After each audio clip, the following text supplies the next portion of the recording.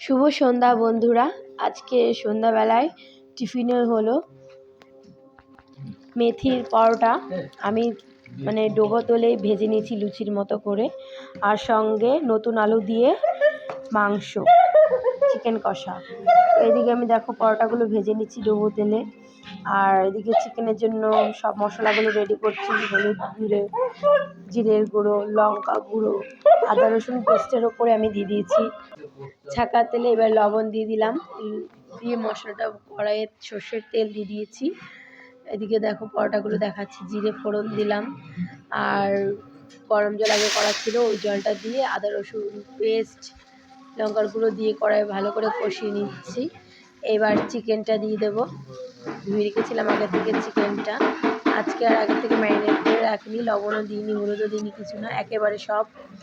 কারণ বাবু হঠাৎ করেই বলছে মাংস খাবে, তাই ওর বাবা অল্প মাংস নিয়ে আসলো, সেটাই আলু দিয়ে একটু ঝোল করে দিচ্ছি মেথির পরোটার সঙ্গে।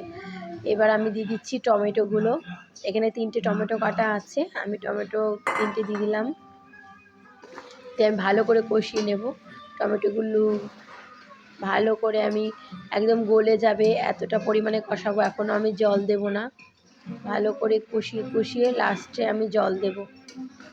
ভালো দেখো তেল ছেড়ে দিয়েছে, টমেটোগুলো গলা শুরু হয়ে গেছে, টমেটোগুলো গলা শুরু করেছে।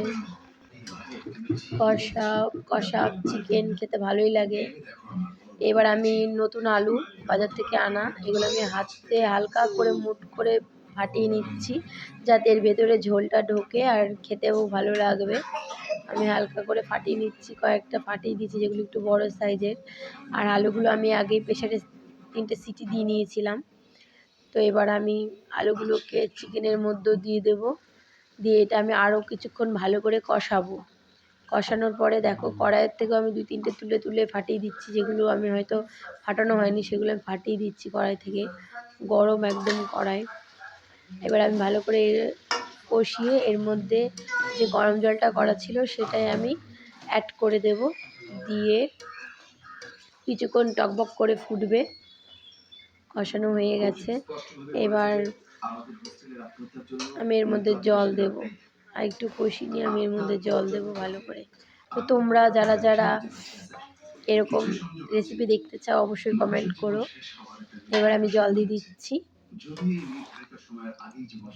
এবার আরও কিছুক্ষণ ফুটাবো, তারপর আমি গরম মশলা দিয়ে সার্ভ করব মেথির পরোটার সঙ্গে নতুন আলুর চিকেনের ঝোল বা মাংসের ঝোল।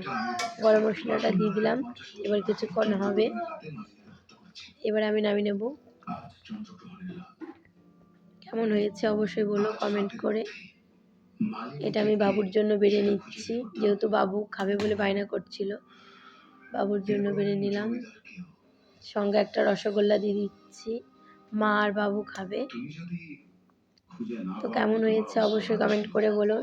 তোমরা সবাই ভালো থেকো, সুস্থ থেকো। অরিত্রী দেখো লুচিগুলো ছিঁড়ে কী করেছে, আর বাবু একটু একটু করে রসগোল্লা খাচ্ছে, মাও কচুরিগুলো খাচ্ছে। তো আজকে টাটা, বাই।